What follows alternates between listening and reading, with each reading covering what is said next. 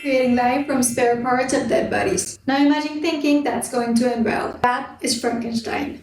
I'm kidding, it's way more than that, because telling a story isn't that simple. It's not just about what's happening, but whose side of the story we're hearing. Guillermo del Toro describes Frankenstein as a deeply emotional story, which makes sense if you know his work. He has always had a poetic sympathy for the so-called monsters. In this version, Frankenstein is less about horror and more about relationships, especially fathers and sons, and what happens to people or creatures when they grow up misunderstood. For him, monsters are rarely the problem, usually humans are. Por dos amigos. So about music, Desplat joined the film very early on, which gave him the opportunity to understand the aesthetic of the film since the very beginning, and with it the right sound palette. An orchestra with choir and a solo violin. And the last one was very important because it became the motive of the creature.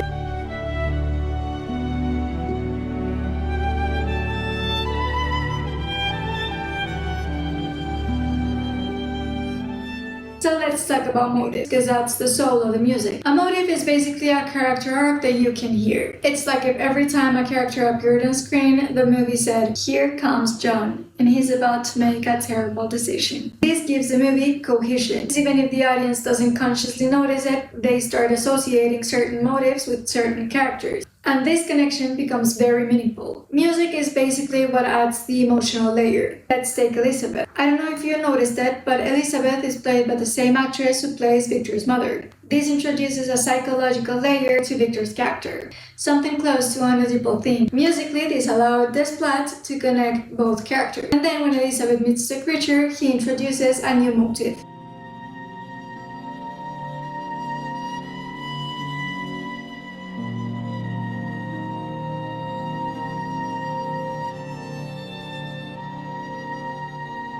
Motive representing compassion. For the first time, someone sees him as a person. So, how does this huge monster sound like? Big, loud, and heavy instruments, right? No, not everything is about looks, okay? Desplat focused on his emotions, because the main trait of the creature isn't the physical appearance, but his innocence. It's what's driving his emotions, which you can't see, but thanks to Desplat, you can hear. He comes to the world almost like a child, curious and fragile. He wants to love and to be loved, to learn, to be understood. So now the violin makes sense as a light, delicate instrument. So what about Frankenstein? Victor's musical identity evolves in a very different way. As a child, he's sweet and fragile, but he had a tough childhood, an aggressive father, a dead mother, and a brother whose father loved more than him. So when he grows older, the music becomes more driven and obsessive, just like he did with the idea of death.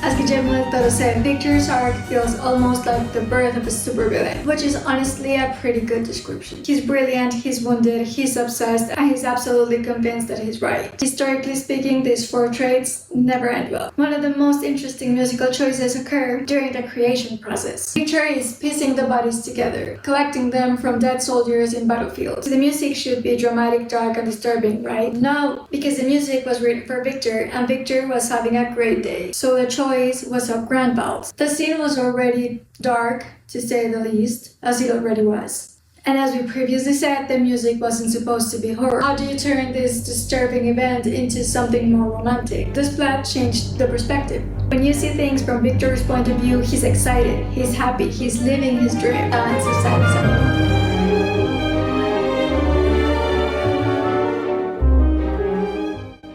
For Victor, this isn't disturbing, this is the happiest moment in his life. The music isn't mooring the body, celebrating the creation. Another very interesting musical choice comes when he meets the blind man. Here, the music pretty much disappears. Desplat intentionally leaves space for the sound of the barn, of the environment, and the silence, because sometimes removing the music makes everything sound louder. And this is why this score works so well. When you take two people who refuse to follow cliches, interesting things start to happen. You get a movie where the scariest thing isn't the monster. It isn't even the human, but the very human desire to play God. In the end, the creature only wants to love and to be loved. And Frankenstein, on the other hand, just wanted to build an immortal human from spare parts of dead bodies. And see what happened. Which, historically speaking, never ends well. Remember, great audio tells great stories. Follow me to make your stories sound amazing.